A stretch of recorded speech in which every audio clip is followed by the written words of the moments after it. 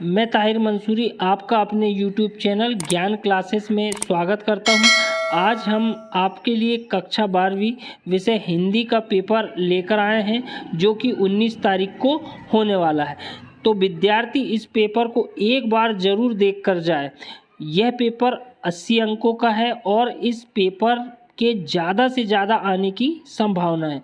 इस पेपर के हम बहुविकल्पीय प्रश्नों को हल करा रहे हैं एवं बड़े प्रश्नों को बता रहे हैं।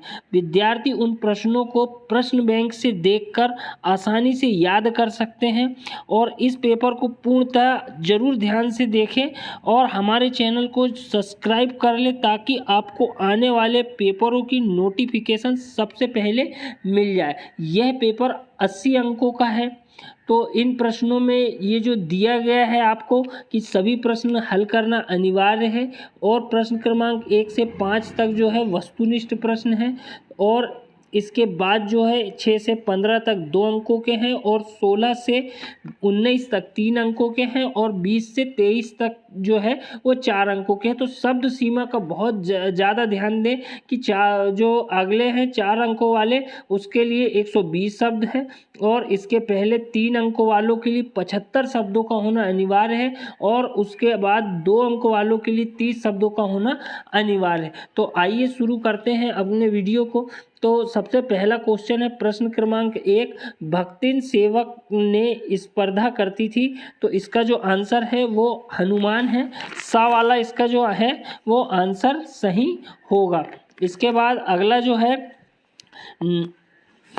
सेकंड का जो आंसर है उसका जो आंसर है नए जीवन का परिचय। इसके बाद थर्ड वाला जो आंसर होगा सिल्वर वेडिंग जो है वो रजत जयंती, इसका भी थर्ड वाला आंसर होगा। यहाँ पर हम उसके बाद अगला क्वेश्चन बताएंगे विज्ञान के क्षेत्र में काम कर रही भारत की कितनी संस्थाएं हैं।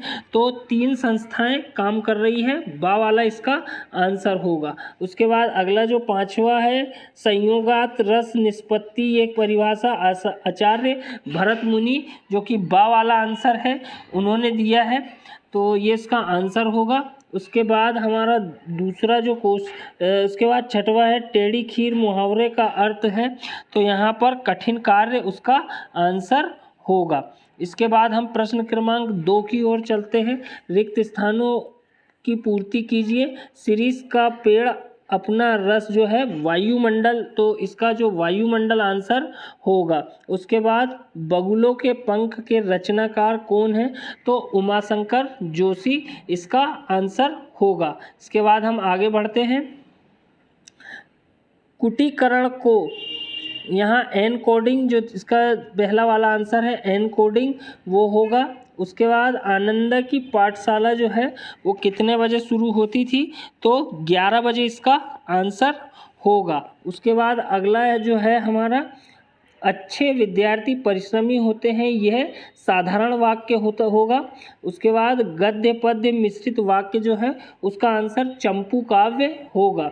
आधुनिक काल के जनक किसे माना जाता है। तो ये जो है भारतेंदु हरिश्चंद्र को कहा जाता है। इसके बाद हम आगे बढ़ते हैं। इसके बाद जो है सही जोड़ी का मिलान कीजिए। तो पहलवानों की जो ढोलक है उसका जो रचयिता है वो फणीश्वर नाथ रेणु है, तो इसका आंसर फणीश्वर नाथ रेणु होगा। उसके बाद आत्म परिचय जो है उसके दूसरे वाला हरिवंश राय बच्चन जो है वो आत्म परिचय आएगा उसका आंसर। उसके बाद तीसरे वाले का जो आंसर है अतीत के पांव, ये यात्रा वृतांत के अंतर्गत आएगा। उसके बाद हमारा अगला का आंसर आएगा देवनागरी। उसके बाद हमारा माधुर्य ओज गुण और 6 ककार। तो आखिरी वाले का जो आंसर है वो 6 ककार आएगा। तो उम्मीद करता हूँ आपको जोड़ी समझ में आ गई होगी। इसके बाद हम अगले प्रश्न की ओर चलते हैं। प्रश्न क्रमांक 4 जो है निम्नलिखित प्रश्नों में एक वाक्य में उत्तर दीजिए। तो इसका जो पहला है तो इसमें जो पहला क्वेश्चन दिया गया है राजभाषा से आप क्या समझते हैं, तो इसका आंसर हम आपको बता देते हैं कि जो सरकारी कामकाज के उपयोग में आती है उसे हम राजभाषा कहते हैं। उसके बाद हमारा जो दूसरा क्वेश्चन है कविता का पहला उपकरण क्या है, तो इसका जो आंसर होगा वो शब्द होगा। तो इसका आंसर शब्द आएगा, केवल शब्द लिखना होगा। इसके बाद तीसरा जो है हमारा क्वेश्चन क्या है, यशोधर बाबू ने मैट्रिक की परीक्षा किस स्कूल से पास की थी, तो अल्मोड़ा के रेमजे स्कूल, अल्मोड़ा के रेमजे स्कूल के अंतर्गत उन्होंने पढ़ाई की थी। मैं पढ़ लिख कर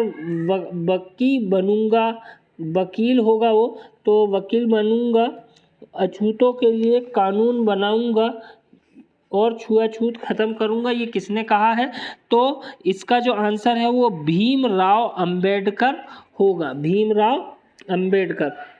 कविता पंख लगाकर कहाँ कहाँ उड़ सकती है, तो कविता पंख लगाकर मानव के आंतरिक एवं बाह्य रूप में उड़ान भरती है।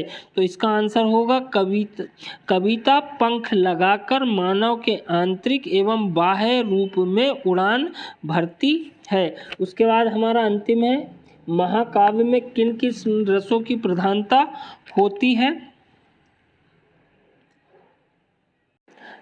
इसका जो छठवां क्वेश्चन है राजा ने लुट्टन से क्या कहा है, तो इसका जो आंसर होगा राजा साहब ने लुट्टन को 10 रुपए का नोट दिया और उसकी हिम्मत की प्रशंसा की तथा मेला देखकर घर जाने की नसीहत दी। एक बार फिर से बता देता हूँ कि राजा साहब ने लुट्टन को 10 रुपए का नोट दिया, उसकी हिम्मत की प्रशंसा की तथा मेला देखकर घर जाने की प्रशंसा नसीहत दी है। इसके बाद महाकाव्य में किन रसों की प्रधानता है, तो ये आप इसे प्रश्न बैंक से देख सकते हैं।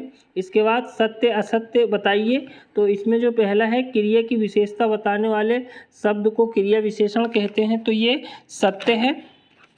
उसके बाद दूसरा जो हमारा क्वेश्चन है वो लिखा है शब्द शक्ति 4 प्रकार की होती है, तो ये असत्य है।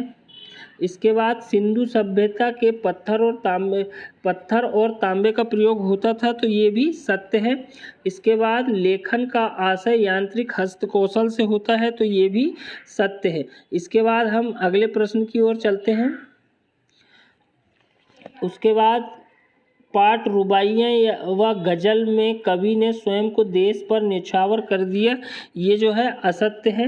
इसके बाद अगला जो है मेरी कल्पना का आदर्श समाज पाठ के लेखक बाबा साहब भीमराव अंबेडकर है, तो ये सत्य है। तो इसके बाद हम इनके बाकी प्रश्नों को आपको दिखा दे रहे हैं।